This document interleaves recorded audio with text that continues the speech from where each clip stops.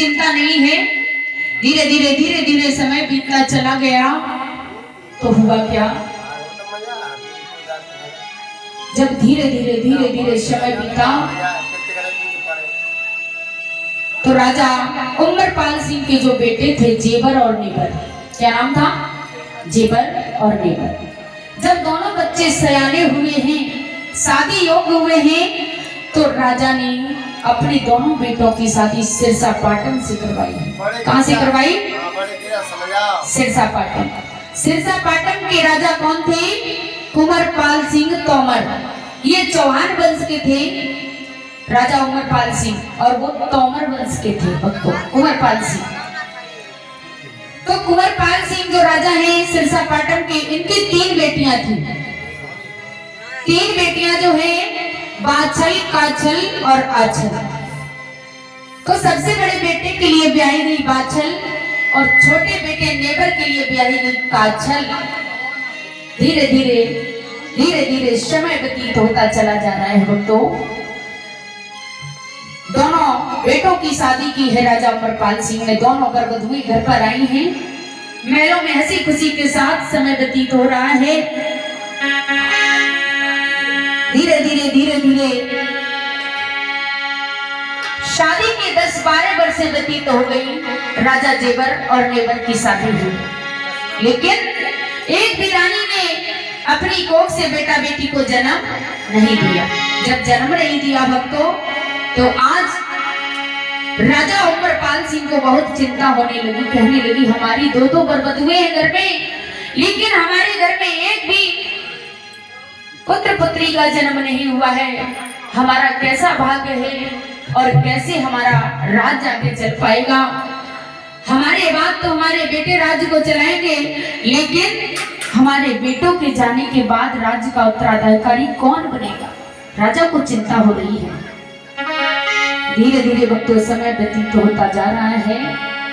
आज राजा उमरपाल सिंह को यही चिंता खाई जा रही है कि हमारे 2 घर में वधुएं आई हैं, लेकिन एक भी बहू की कोख से बेटा बेटी ने जन्म नहीं लिया। कैसा हमारा भाग्य है, कैसी हमारी बहू की किस्मतें हैं। आज राजा बड़ा दुखी होकर के भगवान से कहते हैं प्रभु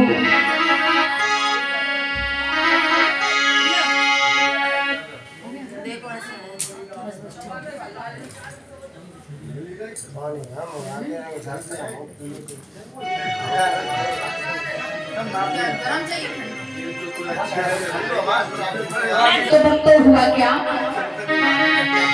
जब कोई संतान नहीं हो, धीरे धीरे बड़े बेटे को सारा राजपाट सौंप देते हैं राजा उमरपाल सिंह।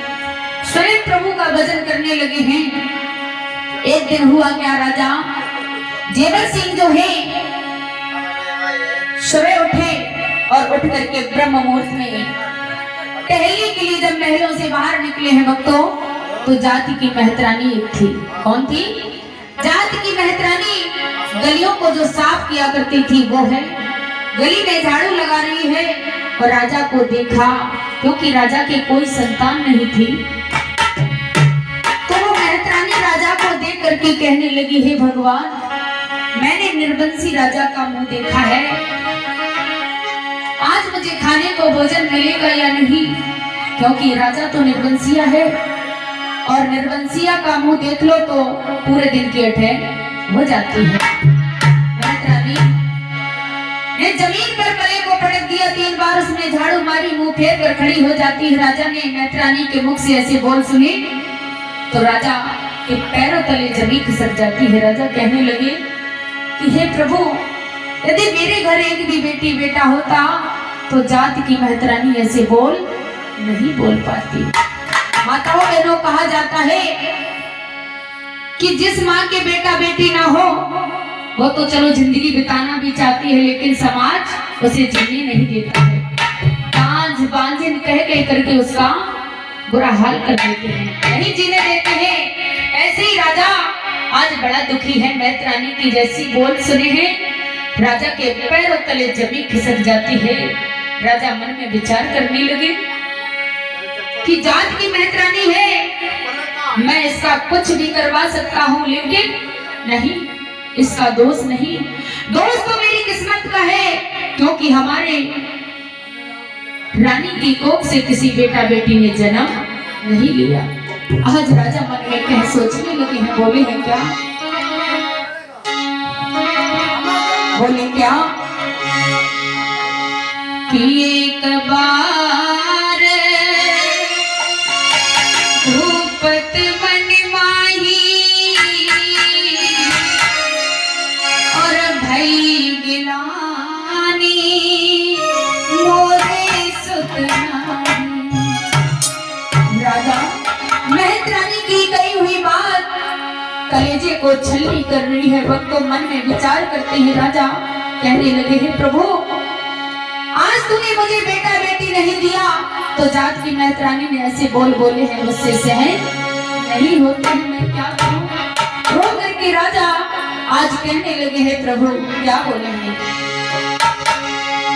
कि आज राजा जी बरी को, कि आज राजा जी बरी को हुआ तो की करारा है, राजा जी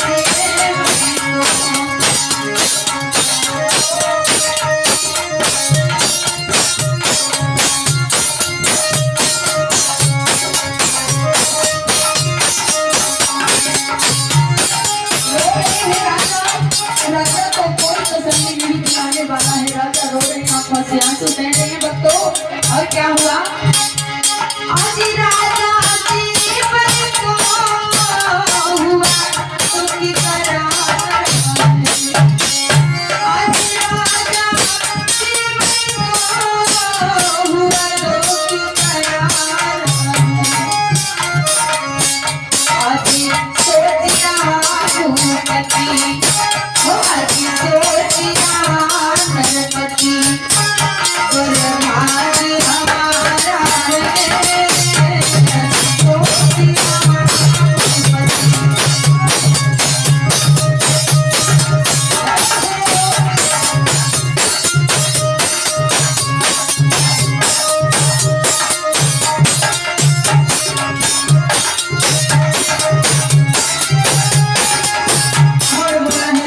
राजा, क्या कह रही है राजा देवर्षि, हे विधाता तूने मेरी कैसी किस्मत बनाई है, ऐसी किस्मत किसी की भी न बनाना जैसी तूने मेरी बनाई है। राजा रो रहे हैं, बोले ऐसा दर्द भी क्या जो बनाना मुझे, ऐसा दर्द भी क्या जो मेरा घर सब साथ बना, ओ मेरा घर सब साथ बना, ओ छाया बगिया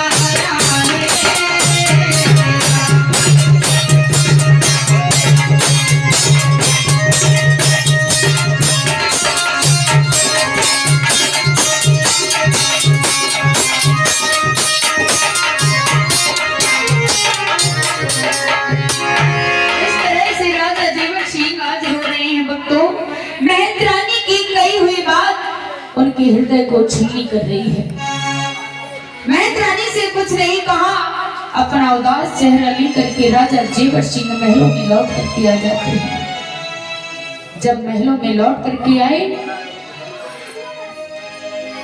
अपनी रानी बाचल को कोई बात नहीं बताई, नित्य नियम से फारिग हुए और वो तो राजा देवर्षि कचहरी के लिए चले जाते हैं।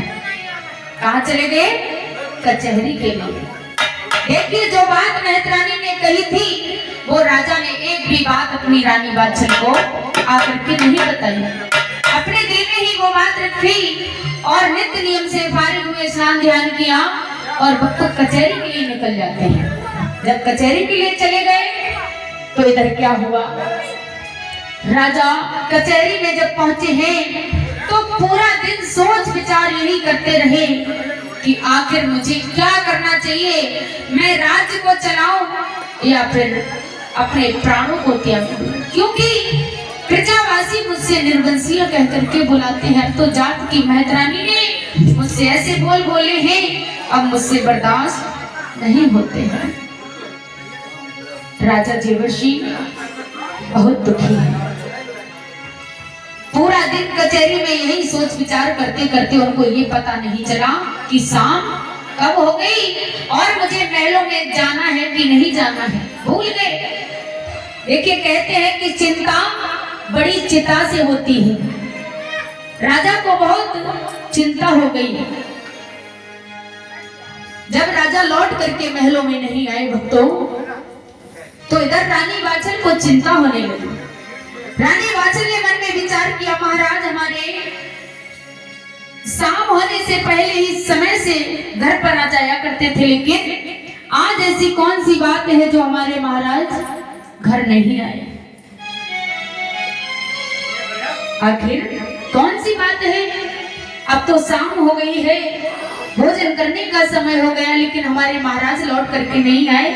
उसी समय तुरंत वाचल ने अपनी वाणी को बुलवाया।